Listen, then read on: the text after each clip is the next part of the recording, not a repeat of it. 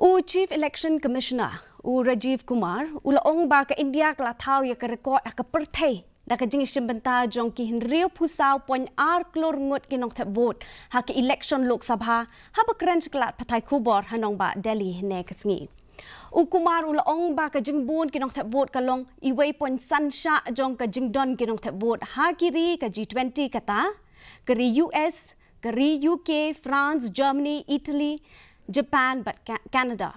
Ulaong ru baha kaniki election Lok Sabha ki don gumba lai puway point ar klor ngut ki kenthe ki bla thep ye ki vote ki jongki ka balong ka bahe tam ha ka Pyrthei.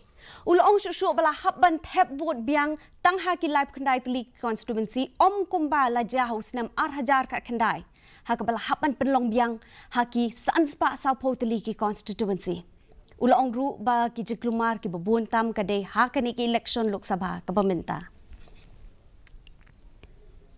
Historic moment for all of us, for the nation as a whole.